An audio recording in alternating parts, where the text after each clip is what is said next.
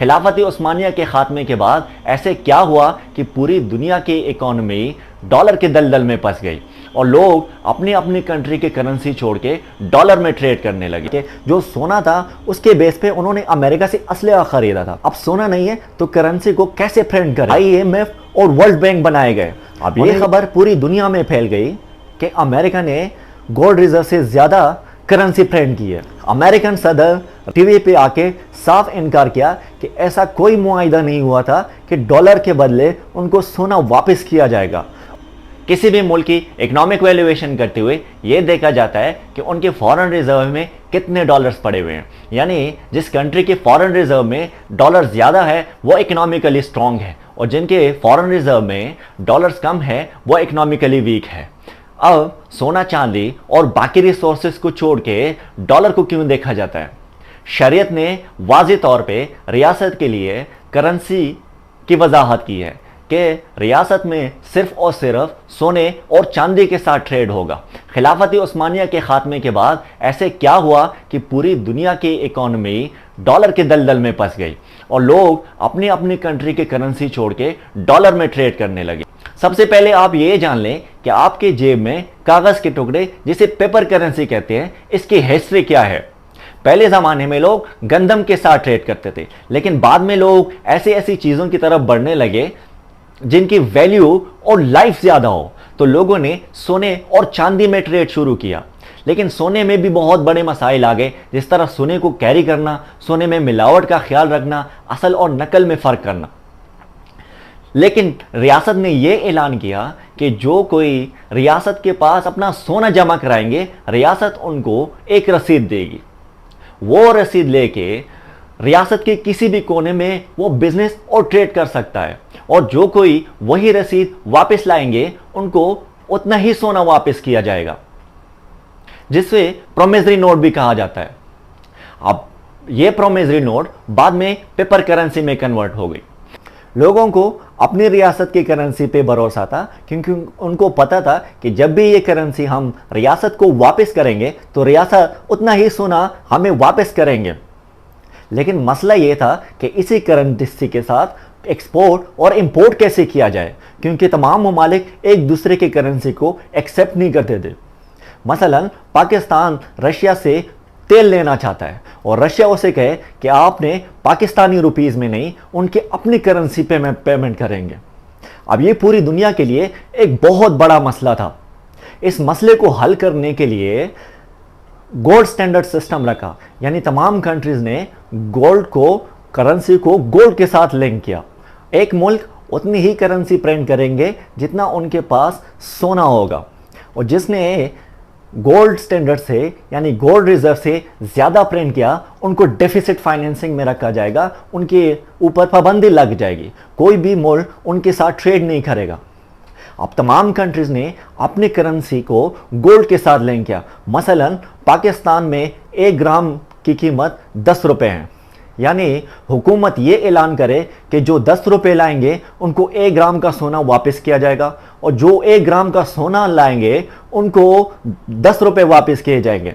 इसी तरह अमेरिका ने भी अपनी करेंसी को गोल्ड के साथ लिंक किया और ये ऐलान किया कि 1 ग्राम का सोना $2 के बराबर है, यानी जो $2 लाएंगे उनको 1 ग्राम का सोना वापस किया जाएगा और जो 1 ग्राम का सोना लाएंगे उनको $2 वापस किए जाएंगे।